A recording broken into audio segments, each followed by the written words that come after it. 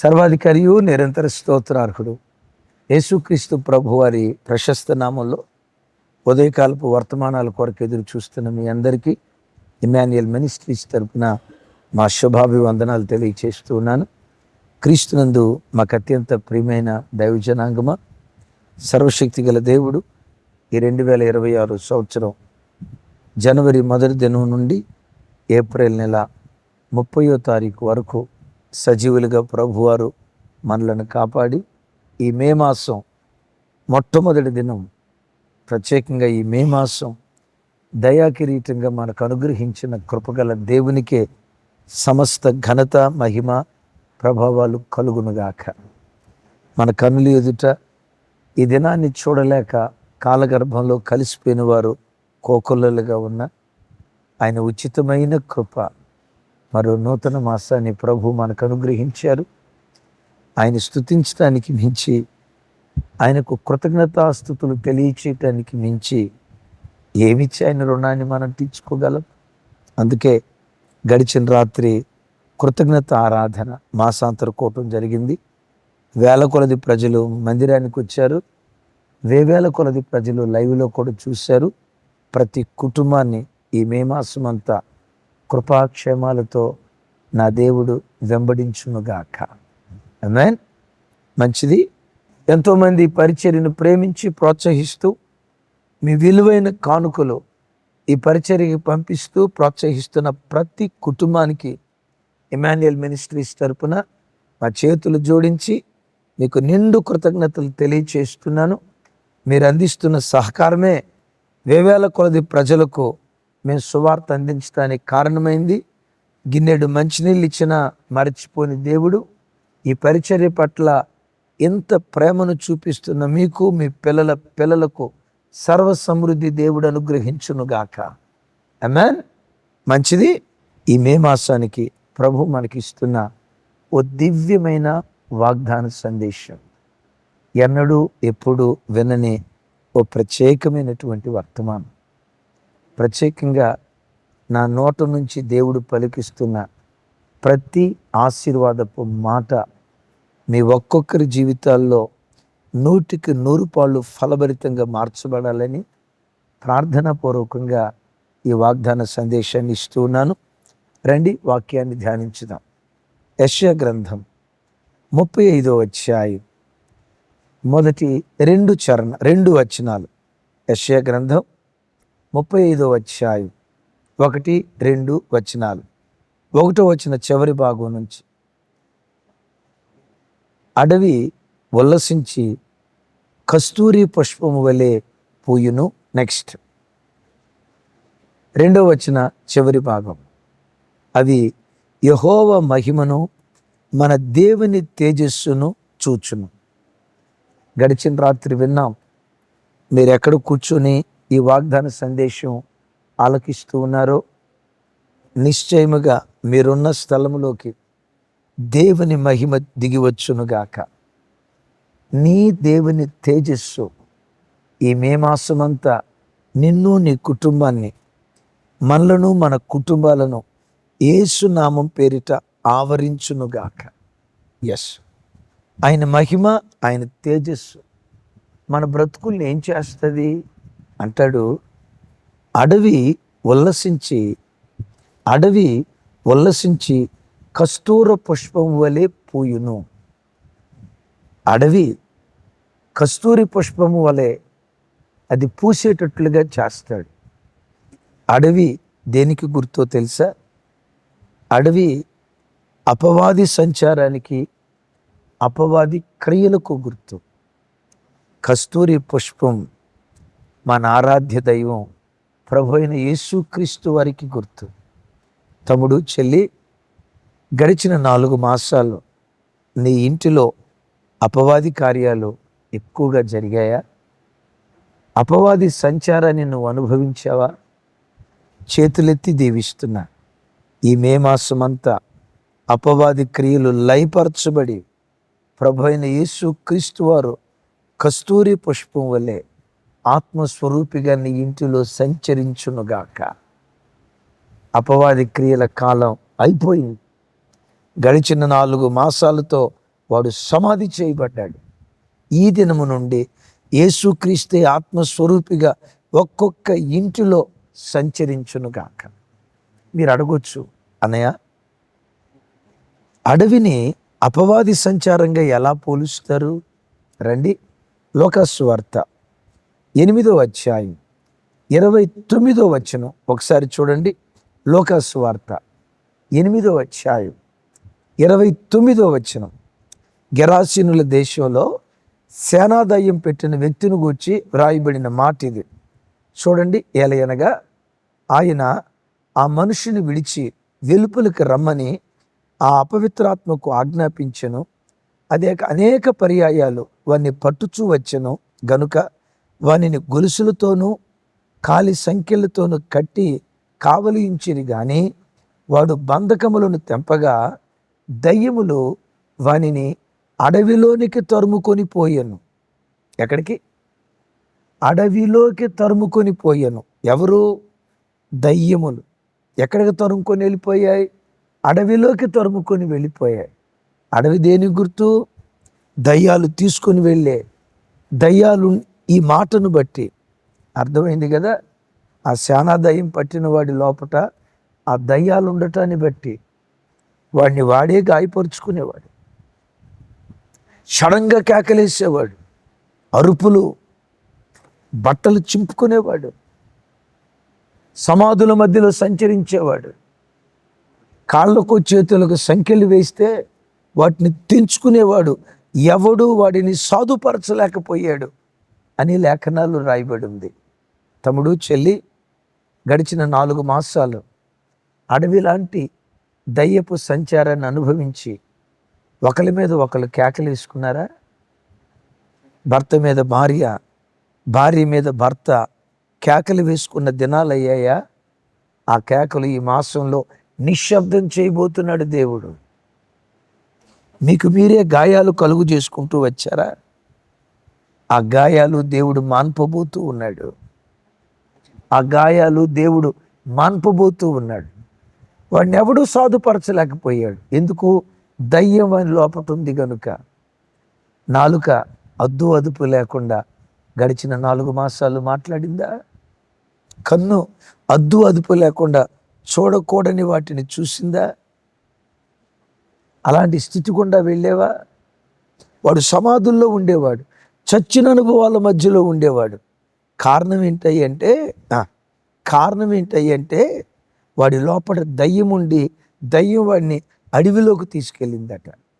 అడవి అపవాది సంచారానికి గుర్తు.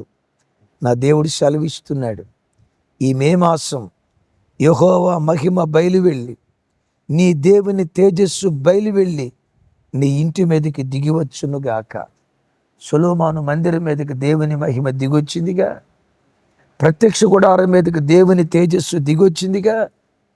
ఆ గుడారాల మీదకి, ఆ మందిరాల మీదకి ఏ దేవుని తేజస్సు మహిమ దిగొచ్చిందో యేసు నామం పేరిట ఆత్మ సంబంధమైన గుడారముగా, ఆత్మ సంబంధమైన మందిరంగా పిలువబడుతున్న నీ మీదకి నీ దేవుని తేజస్సు యేసు నామములో దిగివచ్చునుగాక. దిగివస్తే అడవి ఉల్లసించి కస్తూరి పువ్వులు, ఏ పువ్వులు? మల్లె పువ్వులు ఉన్నాయి, గులాబీ పూలు ఉన్నాయి, కనకాంబరాలు ఉన్నాయి, బంతి పూలు ఉన్నాయి, చామంతి పూలు ఉన్నాయి. ఎన్ని రకాల పూలు! అనయా, ఈ పూలు ఇన్ని రకాల పూలు ఉన్నాయని మీకు ఎట్లా తెలుసు అంటారా? నేను పుట్టిన గ్రామం ఉందే చుట్టూ అన్ని పూల తోటలు, అన్ని పూల తోటలు. విన్నారా? దయ్యం సంచరించిన ఈ అడవి ప్రాంతంలో ఏ పూలు పూయిస్తాడట చెప్పండి ఒకసారి? కస్తూరి పువ్వులు. కస్తూరి పువ్వు నీ ఆరాధ్య దైవం ప్రభు అయిన యేసుక్రీస్తు వారికి ముంగుర్తుగా ఉంది. ఎలాగో చెప్పమంటారా? కస్తూరి అనే పేరుకున్న అర్థం ఏంటంటే, మరొకసారి చెప్తున్నాను, కస్తూరి అనే పేరుకున్న అర్థం ఏంటంటే మధురమైన సువాసన, గాఢమైన సువాసన అని దీనికున్న అర్థం. ఈ ప్రపంచానికి మధురమైన సువాసన ఇచ్చిన వ్యక్తి ఎవరు చెప్పండి? మధురమైన సువాసన ఇచ్చిన మన దుర్గంధాన్ని పారద్రోలి పరిమళ తైలము వంటి శ్రేష్టమైన నామం కలిగిన వాడు నీ ఆరాధ్య దైవం ప్రభు అయిన యేసు క్రీస్తు వారు. తమ్ముడు, చెల్లి, దివ్యమైన మాట ఆలకించు. గడిచిన 4 మాసాలు నీ బ్రతుకు మీద నీకు అసహ్యత పుట్టిందా? నేను చూసిన ప్రతివాడు, ఏంట్రా వీడి బతుకు ఎట్లయిపోయింది, ఏంట్రా వీడి సంసారం ఎట్లయిపోయింది, ఛీ ఏంట్రా వీడి జీవితం ఎలా అయిపోయింది అని అందరూ అసహించుకునే బ్రతుకుగా నీ బ్రతుకు మారిందా? అది అడవి. అవును, ఆ శానాదయం పట్టిన ప్రతివాడిని, ఆ శానాదయం పట్టిన వాడిని చూసి ప్రతివాడు అన్న మాట అదేగా. అద్భుతం. ఆ అడవిలో కస్తూరి పువ్వు, దాని అర్థం ఏంటో తెలుసా? అందరూ ఆశించే అందమైన జీవితం నా దేవుడు నీకు వరంగా దయచేయునుగాక. విన్నారు ఈ మాట? అవును, అందరూ ఆశించే అందమైన జీవితం కలిగిన వాడు నీవు ఆరాధించే ప్రభు అయిన యేసు క్రీస్తు వారు. ధవళవర్ణుడు, రత్నవర్ణుడు, 10,000 మంది పురుషులలో అతి కాంక్షణీయుడు. యేసుని ఇష్టపడని వాడెవడు? యేసును కాదనేవాడెవడు? ఎవడైనా కాదన్నాడంటే నేనంట, గాడిదకేం తెలుసు గంధపు చెక్క వాసన, కుక్కకేం తెలుసు కనకపు సింహాసపు విలువ, మూర్ఖుడికి ఏం తెలుసు క్రీస్తు విలువ కదా. యేసుక్రీస్తు అతికాంక్షణీయుడు ఎలాగున్నాడో తమ్ముడు, యెషయా గ్రంథంలో ఒక స్థలంలో రాసి ఉంటుంది, యెరూషలేమా ఆశింపదగిన పట్టణమని ఇక మీదట నీకు పేరు పెట్టబడుతుంది. తమ్ముడు, చెల్లి, ఈ మే మాసం నీ బ్రతుకు కాలమంతా నీ పిల్లలను చూసి అనేక మంది అన్ని ప్రజలు, వీళ్ళ పిల్లలకు వచ్చిన ఉద్యోగాలు లాంటి ఉద్యోగాలు మా పిల్లలకు వస్తే ఎంత బాగుండో కదా, అలాంటి ఉద్యోగం నీ పిల్లలకు దేవుడిచ్చును కాక. వాళ్ళ అమ్మాయి చూడు, గించిన తలెత్తదో, ఏ అబ్బాయితో పోకిరిగా మాట్లాడదో, బాబోయ్ ఎంత పవిత్రంగా బ్రతుకుతుంది, కంటే ఎలాంటి కూతురునే కనాలరా అని నీ కూతురుని చూసి ఆశించే జీవితం నీ బిడ్డలోను కన్నులారా చూసే కృపదేవుడిచ్చును గాక. ఒక మాటలో చెప్పాలంటే, నీ కుటుంబాన్ని చూసి సంఘంలో అనేకులు ఇలాంటి కుటుంబంగా నా కుటుంబం ఉంటే బాగుండు కదా, ఇలాంటి పిల్లలుగా, ఇలాంటి భర్తగా నా భర్త ఉంటే, ఇలాంటి భార్యగా నా భార్య ఉంటే ఎంత బాగుండో కదనని ఆశింపదగిన ఒక ఆశీర్వాదకరమైన కుటుంబంగా ఈ మే మాసం నీ జీవితాన్ని నిశ్చయంగా దేవుడు కట్టునుగాక. ఎస్, కస్తూరి పువ్వు ఆశించే అందమైన జీవితానికి గుర్తు. రెండవది, కస్తూరి పువ్వు ఆధారము లేని చోట అంతకంతకు ఎదిగే జీవితానికి గుర్తు. ఎందుకంటే కస్తూరి ఎడారిలో కూడా పెరుగుతుంది.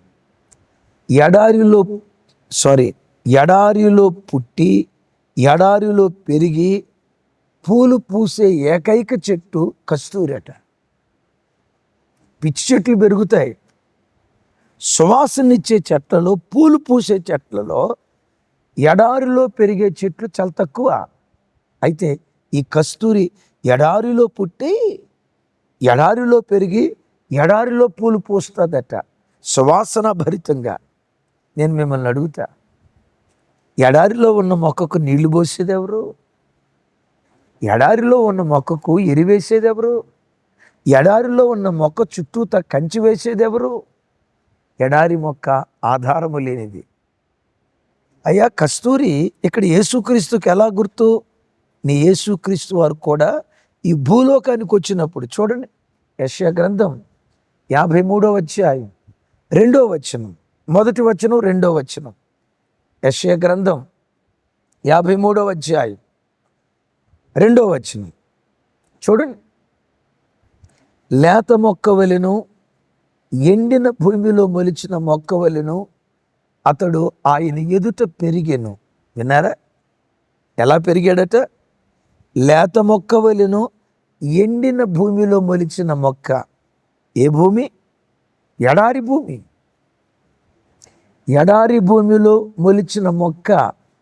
విచిత్రం చూడండి దైవజనమా, యేసుక్రీస్తును గూర్చి దానియేలు గ్రంథంలో రాసి ఉంటుంది, చేతి సహాయము లేకుండా తీయబడిన ఆ చిన్న రాయి సర్వభూతాలన్నీ కప్పే పెద్ద రాయిగా మారింది.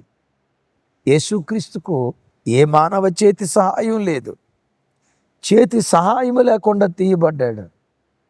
ఏ మానవ చేతి సహాయము లేకపోయినా దైవ సహాయం యేసుక్రీస్తు అనే రాయికి దొరికింది కనుక యేసుక్రీస్తు అనే ఆ చిన్న రాయి అమెరికా నుండి ఆస్ట్రేలియా వరకు, ఆస్ట్రేలియా అంటే మా వాడు ఊరుకోడు, న్యూజిలాండ్ నుంచి, ఆస్ట్రేలియా నుంచి న్యూజిలాండ్ వరకు యేసుక్రీస్తు అనే రాయి ప్రపంచమంతా విస్తరించింది, ప్రపంచమంతా విస్తరించింది. తమ్ముడు, చెల్లి, నీ జీవితంలో కూడా నేను ఆధారం లేదన్నయ్యా, భర్త ఆధారం లేదు, తండ్రి ఆధారం లేదు, నా బ్రతుకులో నాకు చేయూతనిచ్చి లేవనెత్తే వాళ్ళు లేరు, బంధువుల ఆధారం లేదు, జనబలం, కులబలం, ధనబలం, ఏ బలం నాకు లేదయ్యా. నమ్ముతావా? ఏ బలం లేకపోయినా దైవ బలం నీకు తోడుగా ఉందన్న సంగతి నువ్వు మర్చిపోకు. ఎడారిలో కస్తూరి పువ్వు పుష్పించినట్లుగా ఏ ఆధారము లేక అల్లాడిపోతున్నావేమో, అయ్యా ఏ స్నేహితులు నాకు సహాయం చేయరు, ఏ అన్నదమ్ములు నాకు సహాయం చేయరు, అందరూ ఉన్న అనాథనైపోయా, నాకు చేయూతనిచ్చేవాడు లేడు, చేయి పట్టుకొని లేపేవాడు లేడు, ఒంటరి పోరయ్యా, నీరు పోసేవాడు లేడు, ఎరివేసేవాడు లేడు, కాపాడేవాడు లేడు, ఒంటరి పోరయ్యా. ఏడుస్తున్నావా? అడవిలో పెరుగుతున్న, ఎడారిలో పెరుగుతున్న, దిక్కు మొక్కు లేక అల్లాడిపోతున్నావో తల్లి, చెల్లి, ఈ మే మాసం దేవుడే నీకు నీళ్లు పోసి, దేవుడే నీకు ఆధారమై చేతి సహాయము లేని నిన్ను అంతకంతకు నా దేవుడు నిన్ను అభివృద్ధి పరచబోతున్నాడు. అడవిలో కస్తూరి పువ్వులాగా నా దేవుడు నిన్ను పుష్పింపచేయునుగాక. బైబిల్లో ఓ భక్తుడు ఒక అద్భుతమైన మాట అంటాడు. అది మొదటి సమూయేలు గ్రంథంలో రాసి ఉంటుంది. ఎవరన్నారయ్యా ఈ మాట అంటే, ప్రవక్త అయిన సమూయేలు సౌలుతో అంటాడు, సౌలా, ఇశ్రాయేలీలకు ఆధారుడు నరుడు కాదు. నాకు ఆ మాట భలే ఇష్టం. అది బైబిల్లో ఎక్కడుందో కింద కామెంట్ బాక్స్లో రాయండి, కొంచెం మీ మెదడుకు మేత పెడదామని. విన్నారా? ఇశ్రాయేలీలకు ఆధారుడు నరుడు కాదు. నేనంట, అయ్యా సమూయేలు ప్రవక్త, ఇశ్రాయేలీలకు ఆధారుడు నరుడు కాదు, దేవుడే ఆధారుడు అంటున్నావు, ఇది నీకు ఎట్లా తెలిసిందయ్యా అని అంటారా? సమూయేలు ఇలా అంటాడు, నేను చిన్నపిల్లోడిగా షిలోహు మందిరానికి వచ్చినప్పుడు చుట్టూతో ఉన్న అమలక్కలు ఏమన్నారు తెలుసా? మా అమ్మను పట్టుకొని, ఏమమ్మా, అన్నమ్మా, ఈ చిన్నపిల్లోడిని చర్చికి పంపిస్తున్నావు, నీ కొడుకు ఇక్కడేమన్నా ఎదుగుతాడు అనుకుంటున్నావా? ఒకవేళ నీ కొడుకు ఎదుగుదాం అనుకున్నా ఈ మందిరంలో ఉన్న ఏలీ కుమారులు నీ కొడుకుని తొక్కేస్తారు. వినండి మాట, ఒకవేళ ఎదిగితే ఏలీ కుమారులు ఎదుగుతారు, ఫినెహాసు, హోఫ్నీను. ఎందుకు? వాళ్ళ నాన్న యాజకుడు, వాళ్ళకి ఆధారం ఉంది. మరి నీ కొడుకు ఎవరు ఆధారం అమ్మా? వాళ్ళు వాడుకొని ఆ తర్వాత వదిలిపెట్టేస్తారు, యూజ్ అండ్ త్రూ లాగా చేస్తారు. వాడు ఎదగలేడు, ఎందుకు మందిరంలో పడేస్తావు, వాడికి ఏ ఆధారం ఉంది అని అన్నారు. కానీ ఆ తల్లి ఏముందో తెలుసా? ఒక అద్భుతమైన కీర్తన రాస్తుంది. పెంట కుప్పల మీద నుండి దీనులను పైకెత్తి గద్దె మీద కూర్చోబెట్టేవాడు ఆయనే, గద్దె మీద కూర్చున్న వాడిని గద్దె మీద నుండి దింపి గడ్డి తినిపించేవాడు ఆయనే, లేవనెత్తువాడు ఆయనే, కృంగజేయువాడు ఆయనే. అయ్యో, ఫినెహాసు, హోఫ్నీనులకు ఏలీ ఆధారం అయితే నా సమూయేలుకి నా దేవుడు ఆధారం. పసిబిడ్డను మందిరంలో వేసి వదిలింది, మందిరంలో వదిలేసి వెళ్ళిపోయింది. ఏం జరిగిందో తెలుసా? సమూయేలును గూర్చి రాసి ఉంటుంది, దాను మొదలుకొని బేర్షెబ వరకు ప్రఖ్యాతిగాంచిన ప్రవక్తగా స్థిరపడ్డాడు. నేనంట, సమూయేల్, నీ బ్యాక్ బోన్ ఎవరు? నేను ప్రోత్సహించింది ఎవరు? నేను చేయి పెట్టుకొని లేపింది ఎవరు? ఏ మనిషి నిన్ను లేవనెత్తాడయ్యా అని అంటే సమూయేలు అంటాడు, ఏ మానవ హస్తం నన్ను లేపలా. మరి ఎవరు లేపారు? ఏ దేవుని నమ్మి ఈ విశ్వాస రంగంలో, సేవా రంగంలో అడుగుపెట్టానో ఆ దేవుడే నన్ను లేవనెత్తాడు. ఏ దేశంలో వింటున్నావు, ఏ దేశంలో ఉండి ఈ వాక్యం వింటున్నావో తమ్ముడు, ఎడారి మొక్కలాగా అనాథలాగా పెరుగుతున్నావేమో. నీళ్లు పోసేవాడు, ఎరువేసేవాడు, కంచి వేసేవాడు, చేయూతనిచ్చి లేవనెత్తేవాడు ఎవ్వడు లేని దిక్కులేని స్థితిలో బ్రతుకుతున్నావేమో. మానవ దిక్కు కాదు, దేవుడే నీ దిక్కై ఉన్నాడు. ఎడారిలో కస్తూరి పుష్పము పుష్పించినట్లుగా నీ యేసు తానే నీకు ఆధారుడై నిన్నెదిగింప చేయునుగాక. మ్యాన్. మూడవది అద్భుతమైనది, బహు విలువైన మాట. మీకు స్క్రీన్ వైపు చూస్తున్నారు కదా, కస్తూరి పువ్వుకి సహజంగా దాని పువ్వుకు 5 రెమ్మలు ఉంటాయి. 5 రెమ్మలు. కస్తూరి పుష్పానికి 5 రెమ్మలు ఉంటాయి. 5 చూస్తున్నారు కదా, 5 రెమ్మలు ఉంటాయి. ఈ 5 ఆధ్యాత్మికంగా దేనికి గుర్తో తెలుసా? ఈ 5లో మన ఆరాధ్య దైవం ప్రభు అయిన యేసుక్రీస్తును చూస్తాం. ఎలాగో చెప్తా. అది చెప్పే ముందు ఈ కస్తూరి పువ్వు యొక్క గింజలను కానీ, కస్తూరి పువ్వును కానీ ఔషధంగా వాడతారు. ఔషధంగా వాడతారు. నరాల బలహీనత చేత బాధపడేవాళ్ళు, శరీరంలో కొన్ని రుగ్మతలు తొలగించుకోవటానికి ఈ కస్తూరి గింజలను, పువ్వును మెడిసిన్గా వాడుతున్నట్లుగా మీరు ఎక్కడైనా ఇంటర్నెట్లో సెర్చ్ చేస్తే మీకు తెలుస్తుంది. ఎస్, కస్తూరి ఔషధం. నీవు ఆరాధించే యేసుక్రీస్తు పరమౌషధం. ఈ కస్తూరి కొన్ని రోగాలే తగ్గిస్తుంది. ప్రభు అయిన యేసుక్రీస్తు వారు సర్వరోగ నివారిణి. డాక్టర్ రోగాన్ని తగ్గిస్తాడు, నా దేవుడు దాన్ని తొలగిస్తాడు. కస్తూరికి 5 రెమ్మలు ఉంటాయి. ఆ 5 పంచగాయాలకు గుర్తు. దైవజనమా, యేసుక్రీస్తు అనుభవించిన గాయాలలో మనకు స్వస్థత కలుగుతుంది. చూడండి ఆ మాట. పేతురు గారు రాసిన మొదటి పత్రిక 2వ అధ్యాయం 24వ వచనం. విన్నారా? 2వ అధ్యాయం 24వ వచనం. ఆయన పొందిన గాయముల చేత మీరు స్వస్థత నొందితిరి. ఈ వాక్యం వింటున్న మీలో ఎవరైనా అనారోగ్యంతో బాధపడుతున్నారా? దీర్ఘకాలిక రోగాల చేత పీడించబడుతున్నారా? మీరు కూర్చున్న స్థలములోనే యేసుక్రీస్తు శిలువ దృశ్యాన్ని కళ్ళ ముందు ఉంచుకొని, నేను విశ్వసిస్తున్నానయ్యా, నీ గాయాలలో నాకు స్వస్థత ఉందని నేను నమ్ముతున్నా. ఆ కస్తూరి పువ్వుకు 5 రెమ్మలు, కపాలమని అర్థమిచ్చే గొల్గతా పర్వతం మీద వేలాడుతున్న మీ శరీరంలో పంచగాయాలు. ఆ కస్తూరి ఎలా ఔషధమో, పరమౌషధంగా పిలువబడుతున్న మీ గాయాలలో నేను స్వస్థత పొందా. విశ్వసించి ప్రభుని స్తుతించండి. ఈ మే మాసం మీ కష్టాధ్యతం హాస్పిటల్ పాలు కాకుండా మీ కష్టాధ్యతం మీరే అనుభవించే కృప దేవుడు అనుగ్రహించునుగాక. ఈ మండుటేసవిలో పగలు ఎండదెబ్బ, వడదెబ్బ తగలకుండా తన రెక్కల చాటున నా దేవుడు మిమ్మల్ని దాచునుగాక. అరణ్య ప్రయాణంలో ఇశ్రాయేలీయులకు పగలు మేఘస్తంభంగా కాచిన దేవుడు ఈ మే మాసం, ఈ మే మాసం మీరు వెళ్తున్న ప్రతి ప్రయాణంలో మేఘస్తంభంగా దేవుడు మిమ్మల్ని వెంబడించునుగాక, మీ ముందు నడుచునుగాక. రైట్, విన్నారు కదా? ఈ కస్తూరి పువ్వు నంబర్ 1 ఆశించే అందమైన జీవితానికి గుర్తు. నంబర్ 2 ఆధారము లేకపోయినా అంతకంతకు ఎదిగే జీవితానికి గుర్తు. 3వది ఆరోగ్యం అనుగ్రహించే జీవితానికి గుర్తు.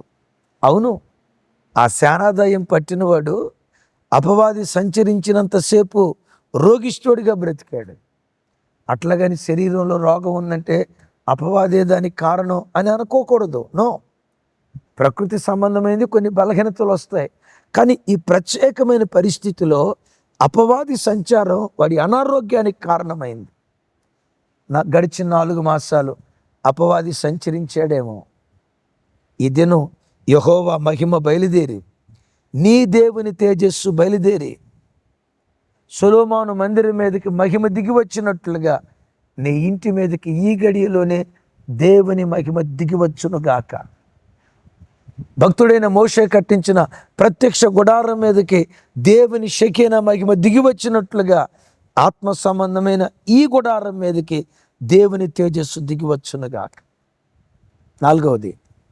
నాలుగవది ఈ అడవిలో కస్తూరి పువ్వు.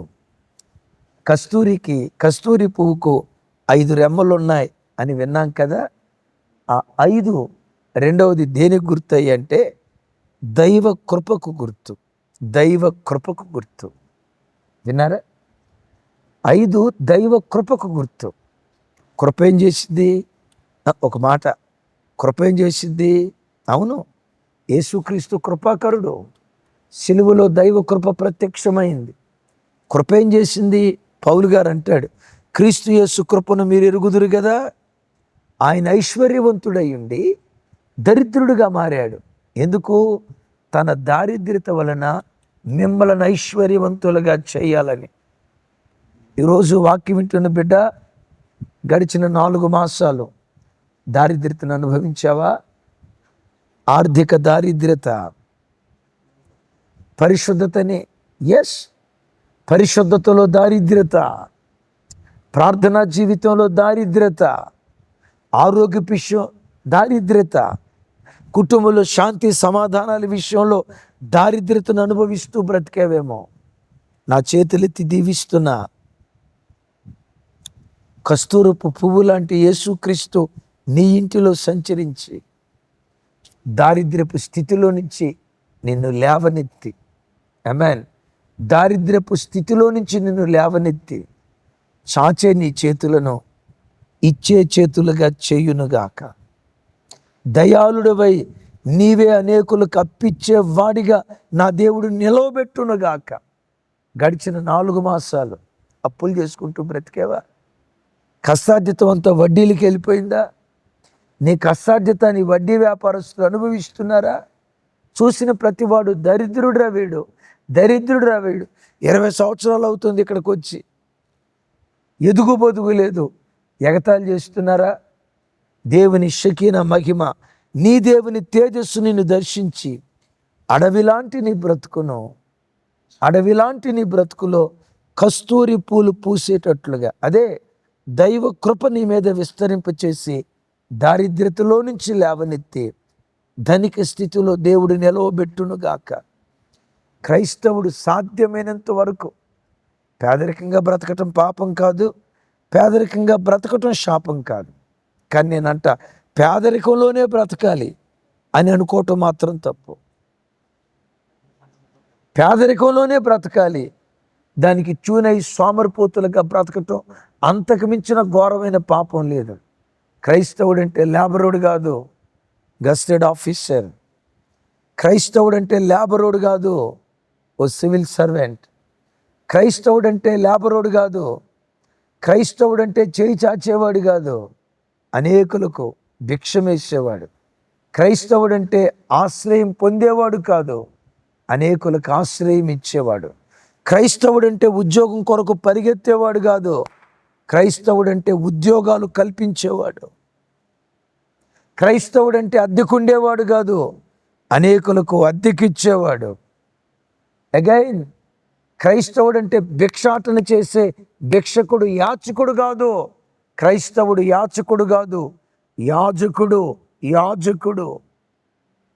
ఏ దారిద్ర్యతను అనుభవిస్తున్నావో, ఏ అప్పుల సమస్యను అనుభవిస్తున్నావో, ఏ ఆర్థిక సమస్యలు అనుభవిస్తున్నావో, ఎక్కడి వేసిన గొంగలి ఎక్కడి అన్నట్లుగా గడిచిన 4 మాసాలు నీ బ్రతుకులో ఏ దారిద్ర్యతను అనుభవించావో చెయ్యెత్తి నిన్ను ఆశీర్వదిస్తున్నాను.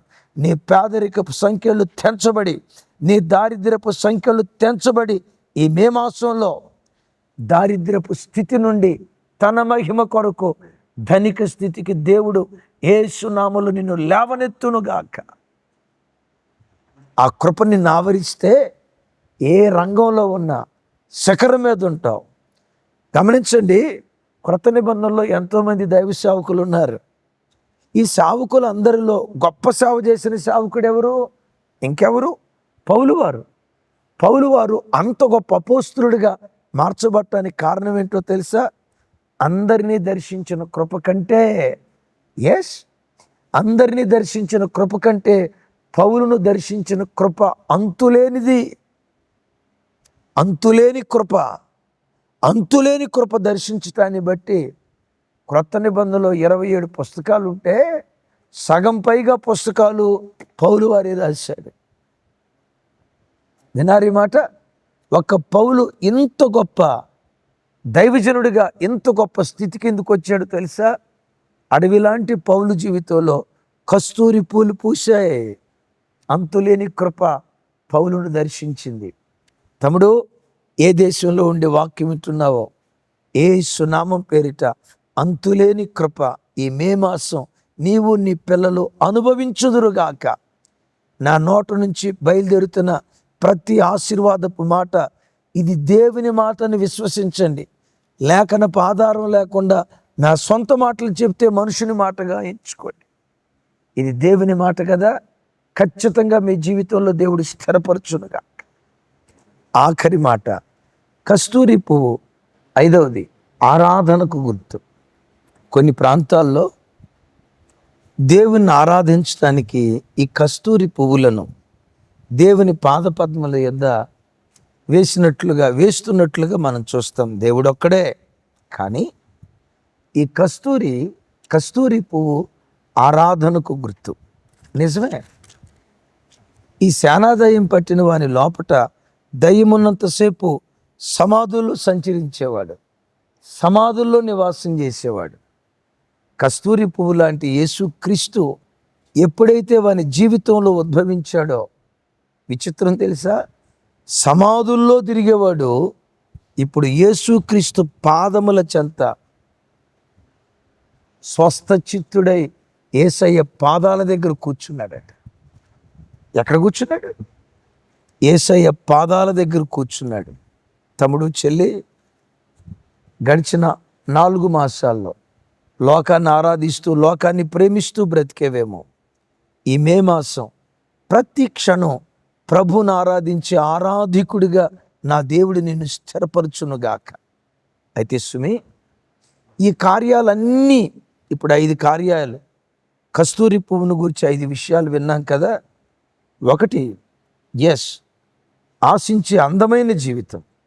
2, ఆధారం లేకపోయినా అంతకంతకు ఎదిగే జీవితం. 3, ఆరోగ్యాన్ని అనుగ్రహించే జీవితం. 4, అంతులేని కృపను అనుభవించిన జీవితం. ఇప్పుడు విన్నాం కదా. 5, ఆరాధించే జీవితం. ఈ 5 శ్రేష్టమైన ఆశీర్వాదాలు ఈ నూతన మాసం ప్రతి క్రైస్తవ కుటుంబానికి, ప్రత్యేకంగా ఇమాన్యుయల్ మినిస్ట్రీస్ కుటుంబ సభ్యులైన మీ అందరికీ ఈ 5 ఆశీర్వాదాలు అనుగ్రహించునుగాక. అయితే సుమి, ఈ 5 ఆశీర్వాదాలు దేవుడు మనకి ఇవ్వాలంటే మనం చేయాల్సింది ఒక్కటే, ఎక్కువ కాదు. ఏం చేయాలి? అడవి ఉల్లసించి కస్తూరి పువ్వులు పూయును అని రాసింది కదా. మనం అందరం అడవి మనుషులం. ఒక మాటలో చెప్పాలంటే అడవి ఒలీవ కొమ్మలం. నీ యేసెవరు? సారవంతమైన ఒలీవ చెట్టు ఆయన కదా. సారవంతమైన ఒలీవ చెట్టుతో అడవి ఒలీవ కొమ్మగా ఉన్న నీవు అంటుకట్టబడితే, ఎవరితో? లోకంతో అంటుకట్టబడటం కాదు, సెల్ ఫోన్తో అంటుకట్టబడటం కాదు, స్నేహితులతో సోషల్ మీడియాతో అంటుకట్టబడటం కాదు. ఈ మే మాసం అంతా ఒకప్పుడు అడవి మనిషివే, సారవంతమైన ఒలీవ కొమ్మగా పిలువబడుతున్న యేసుక్రీస్తుతో అంటుకట్టబడి ప్రతి క్షణం ప్రభుతో బ్రతుకు అంటాడు కదా. దెస్సలోనియ పత్రిక, 1 దెస్సలోనియ పత్రిక 5వ అధ్యాయం 10వ వచనం ఒకసారి చూడండి. 5వ అధ్యాయం 10వ వచనం ఒకసారి మీ బైబిల్ తెరవండి. దెస్సలోనికి రాసిన 1 పత్రిక. మనము మేల్కొని ఉన్నను, నిద్రపోవచ్చు ఉన్నను, తనతో కూడా జీవించు నిమిత్తము ఆయన మన కొరకు మృతి పొందెను. తనతో కూడా జీవించాలి. యేసయ్య ఆశ మనం ఎవరితో జీవించాలని? యేసయ్యతో జీవించాలని. ఇప్పుడిప్పుడు ఆదివారం 2 గంటల నో, ప్రొద్దున్నే ఒక అర్ధగంట నో, సాయంత్రం ఒక అర్ధగంట కుటుంబ ప్రార్థనలోన నో. మరి ఎప్పుడెప్పుడు జీవించాలయ్యా? మేల్కొని ఉన్నను, నిద్రపోవచ్చు ఉన్నాను. మేల్కొన్నా, నిద్రపోతూ ఉన్నా ప్రతి క్షణం నీ ప్రభువుతో కలిసి బ్రతుకు. అడవిలాంటి నీ బ్రతుకును కస్తూరి పువ్వులు పూయించేటట్లుగా ఈ మే మాసం దేవుడు కార్యాలు చెయ్యునుగాక. విశ్వసించండి. నేను ఈ స్థలంలో నిలిచి నా చేతులెత్తి దేవుని పేరిట మిమ్మల్ని ఆశీర్వదిస్తున్నాను. దేవుని వాగ్దానాన్ని బట్టి యెహోవా మహిమ, నీ దేవుని తేజస్సు ఏ స్థలములో ఉన్నావో ఆ స్థలానికి దిగివచ్చునుగాక.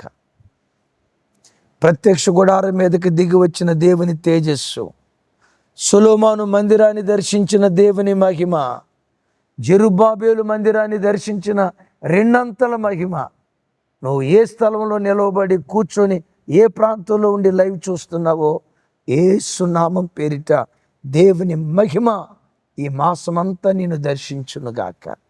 అడవి బ్రతుకులను కస్తూరి పూలతో నా దేవుడు నింపునుగాక. ఆమేన్. ఈ వాగ్దానం మనందరి జీవితాల్లో నెరవేర్చబడినట్లుగా మీ కొరకు చిన్న ప్రార్థన చేస్తాను. ఏకీభవిస్తారా? సర్వశక్తి గల తండ్రి, ఈ మే మాసం కొరకు ప్రార్థన చేస్తున్నాను. అడవిలో కస్తూరి పూలు పోస్తాయి. యెహోవా మహిమ, యెహోవా తేజస్సు అది చూచును. అవునయ్యా, ఈ మే మాసం మీ మహిమను, మీ తేజస్సును చూసిన మాసంగా మీరు చేయుదురుగాక. ప్రతి కుటుంబం ఆశించే అందమైన కుటుంబంగా ఈ మాసం యేసు నామములో మీరు తీర్చిదిద్దుదురుగాక. ఆధారము లేకపోయినా అంతకంతకు మీరు అభివృద్ధి పరచుదురుగాక. యేసు నామం పేరిట రోగాలతో పీడించబడుతున్న ప్రజలకు ఇప్పుడే గాయపడి మీ హస్తంతో స్వస్థత చేకూర్చుదురుగాక. పంచగాయాలలో నుంచి స్రవించిన, పంచగాయాలలో దాగిన ఆ ఔషధం ఒక్కొక్క బిడ్డ శరీరం తాకునుగాక. అవును ప్రభువా, అంతులేని కృప, అంతులేని కృప, పౌలు మీదకి దిగి వచ్చిన అంతులేని కృప చేతులెత్తి దీవిస్తున్నా. దరిద్రుని ఐశ్వర్యంతునిగా మార్చగలిగింది కృప. లేఖనాల్లో చూసాం, ఎవరు అప్పుల పాలైపోయారో, ఎవరు ఆర్థిక సమస్యలతో నలిగిపోతున్నారో ఇప్పుడే ఈ గడియలోనే వారిని తాకి వారి చేతులు ఇచ్చే చేతులుగా మీరు చేయుదురుగాక. మే మాసం బిడ్డల ప్రయాణాల్లో కాపుదల దయచేయి. ఏ కీడు అపాయం కలగకుండా కాపాడు స్వామి. విశేషంగా నిన్ను ఆరాధించే ఆరాధికులుగా బ్రతకాలి దేవా. ఈ మే మాసం గృహాలు లేని వారికి గృహాలు దయచేయి. గృహాలు వారికి ఇవ్వటమే కాదయ్యా, అనేకులకు అద్దెకిచ్చే స్థితిమంతులుగా చేయి స్వామి. ఉద్యోగాలు, కాంపిటేటివ్ ఎగ్జామ్స్ కొరకు ప్రిపేర్ అవుతున్న బిడ్డల కొరకు మీకు కృతజ్ఞతలు. శ్రేష్టమైన ఉద్యోగాలు వారికి ఇచ్చి శిఖరాల మీద మీరు కూర్చోబెట్టండి దేవా. ప్రత్యేకంగా నీట్ ఎగ్జామ్ రాయిపోతున్న పిల్లల కొరకు స్తోత్రాలు. ప్రత్యేకంగా సివిల్స్ నైనా మే మాసంలో జరగబోతున్నాయి. కాంపిటేటివ్ ఎగ్జామ్ రాయబోయే ప్రతి బిడ్డకు కస్తూరి పువ్వులు పూయించినట్లుగా అందరికంటే శ్రేష్టమైన స్థితిలో ఒక్కొక్క బిడ్డను నిలవబెట్టండి. మోయబడిన గర్భాలు తెరవండి. ఆగిపోయిన వివాహాలు కొనసాగించండి. చక్కటి జీవిత భాగస్వాములు దయచేయండి. ఎక్కడ తలదించారో అక్కడే తలపైకెత్తే కృప ఒక్కొక్క బిడ్డకు మీరు అనుగ్రహించి మహిమ పొందమని సమస్త ఘనత మహిమ ప్రభావాలు మీకే ఆరోపిస్తూ యేసు నామం పేరిట ప్రార్థించి స్తుతించి పొంది ఉన్నాము తండ్రి. ఆమేన్. తండ్రి అయిన దేవుని ప్రేమ, కుమారుడైన యేసుక్రీస్తు వారి దివ్య కృప, పరిశుద్ధాత్మ దేవుని సహవాసం మనకు సకల పరిశుద్ధులకు సదా తోడయుండి నడిపించునుగాక. Amen, amen. Thank you. కృపా సమాధానాలు మనందరికీ తోడయుండునుగాక.